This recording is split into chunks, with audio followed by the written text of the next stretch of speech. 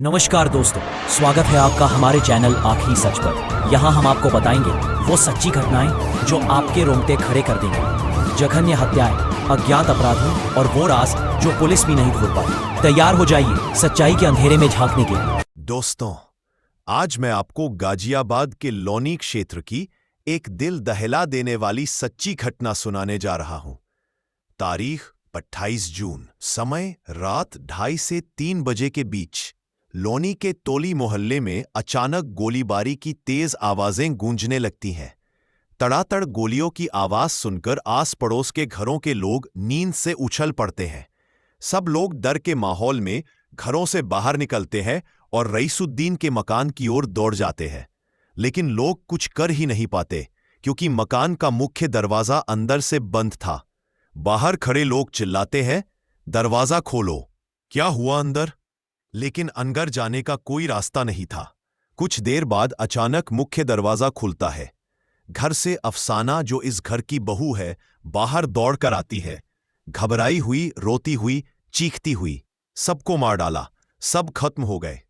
इसी बीच किसी पड़ोसी ने पुलिस को सूचना दे दी थी।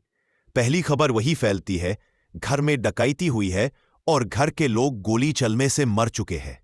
पुलिस मौके पर पहुंचती है और जो दृश्य सामने आता है वह हर किसी को हिलाकर रख देता है।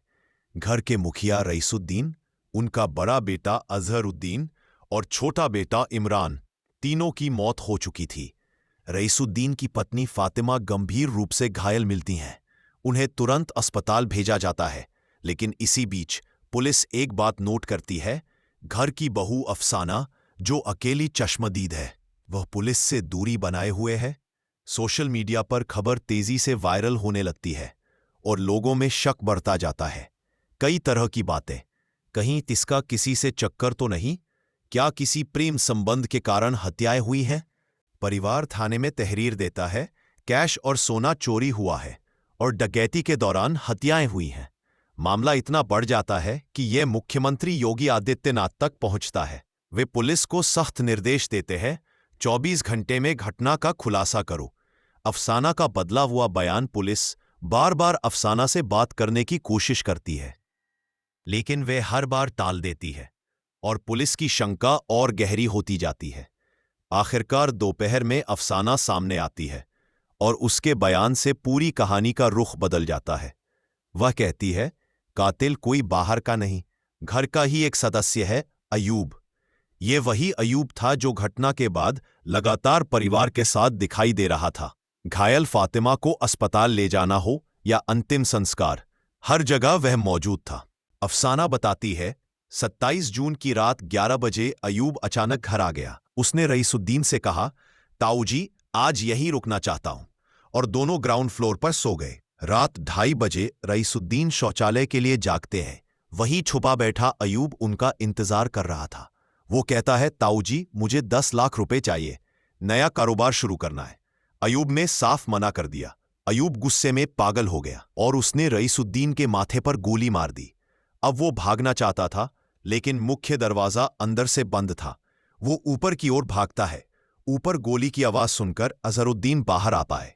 अयूब उसे सीने में 2 गोलियां मार देता है, दाएं और बाएं। फिर इमरान आता है, उसे भी 2 गोलियां और फिर सिर में 1 गोली मारकर खत्म कर देता है। फातिमा सामने पड़ती हैं, वे उसे पकड़ने की कोशिश करती हैं।